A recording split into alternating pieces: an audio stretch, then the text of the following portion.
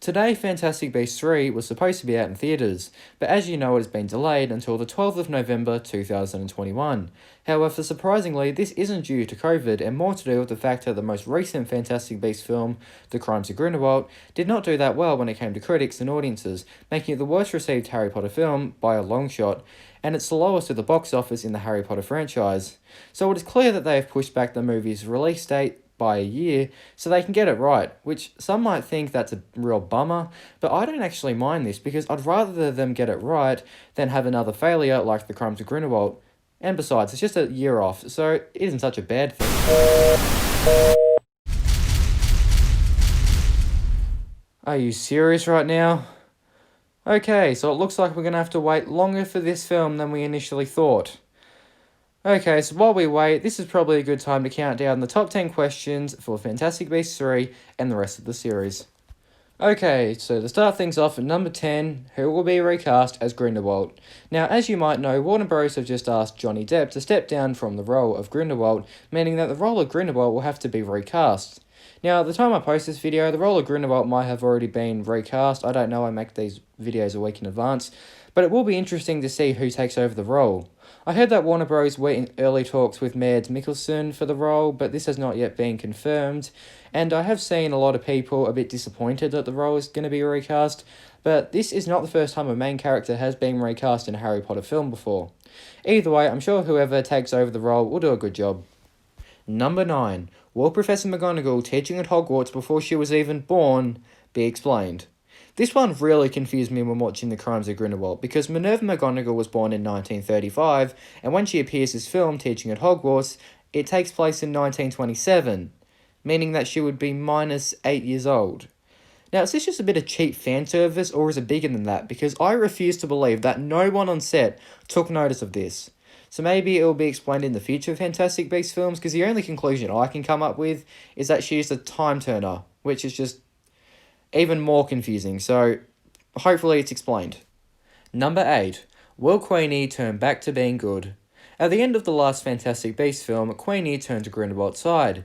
Now, we don't actually know if she was under a curse or Grindelwald just persuaded her like he always does, but it is interesting if she does decide to stay on his side. Maybe she'll realise in the next film that she's made the wrong decision, and when she goes to switch sides she'll be killed in the process, or it might mirror Snape, how he changes sides from bad to good. Maybe Queenie might be working for the good guys while pretending to be on Grindelwald's side and feeding the good guys information, like how Snape did and he was a spy. We'll have to see how it plays out. Number 7. How important is Newt to the story? Newt is the main character of the Fantastic Beasts films, but it was said by the producer that Newt's story might be sidelined in future films, to make way for the Dumbledore and Grindelwald story. Personally, this is a big bummer because Newt is a great main character. But in saying that, that comment was made back when the first Fantastic Beasts film came out in 2016. And even in The Crimes of Grindelwald, we can see that Newt's story is sidelined a bit. So it'll be interesting to see the effect that he has on the overall story and the impact that he will have on the rest of the series. Number 6. How will the Blood Pact be destroyed? They introduced this storyline at the end of The Crimes of Grindelwald, and it does give us good reason why Dumbledore and Grindelwald cannot fight, because they promised that they would not. So they're going to have to find some way to destroy it before 1945, when Dumbledore and Grindelwald have their big duel, and Grindelwald loses, and then Dumbledore becomes the master of the Elder Wand. Personally, I think it will work similar to destroying a Horcrux, and only very few things can destroy it, or it will involve some very dark and advanced magic. Number 5. Will Voldemort make an appearance? Chances are that the main villain from the Harry Potter franchise will make an appearance in the Fantastic Beasts franchise, making a nice link between both series, and there is a bit of proof that he will make an appearance. The first Fantastic Beasts film takes place in the year 1926, the same year Voldemort was born, and I don't think that's just a coincidence.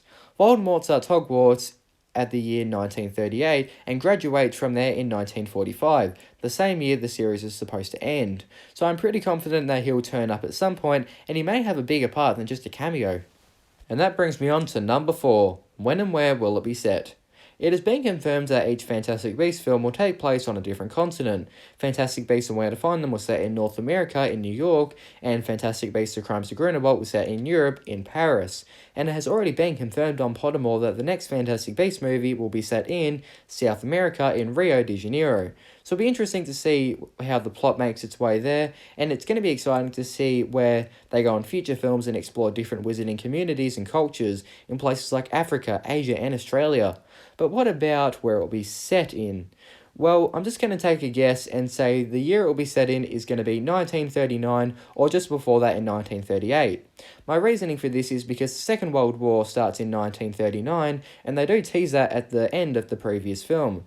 This is going to be a bigger time jump than the other previous film, but I think they need it because the time jump between Fantastic Beasts 1 and 2 was from 1926 to 1927. And looking ahead for the rest of the series, my predictions are that Fantastic Beasts 4 will be set in 1943 because that's the year the Chamber of Secrets was opened, and I think Newt might play into the story a bit there.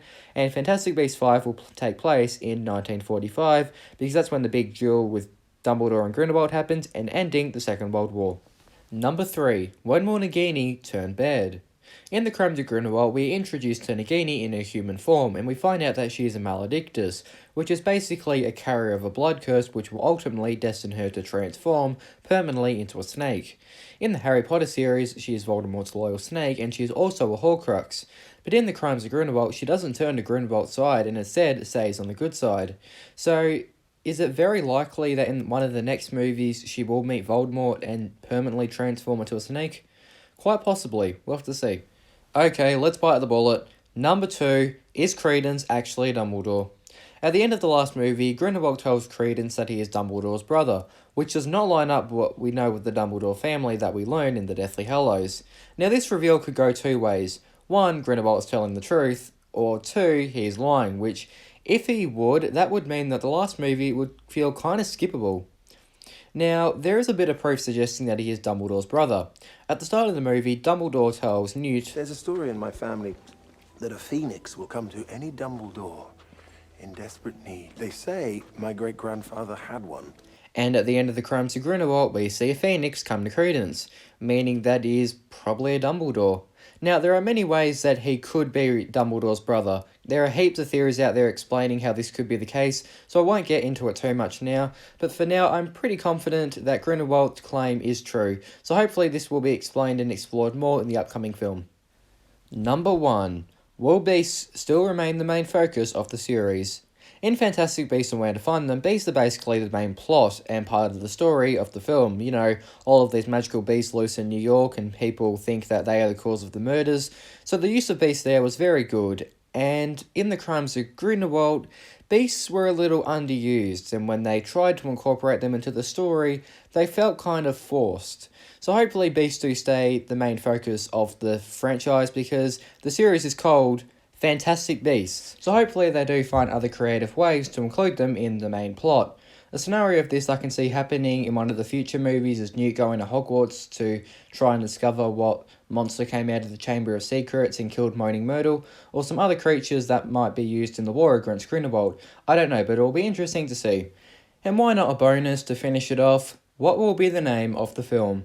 Personally, I have a feeling it might be called something like The Dumbledore Family Secrets, or maybe The Cursed Blood Pact, but make sure to comment down below what you think the title could be, because I could make a whole video just going through possible titles and what the movie could be called. So write your title predictions down below, and thank you so much for watching this video. Make sure to subscribe to the channel and give this video a big thumbs up for more content like this, and I'll see you next Friday.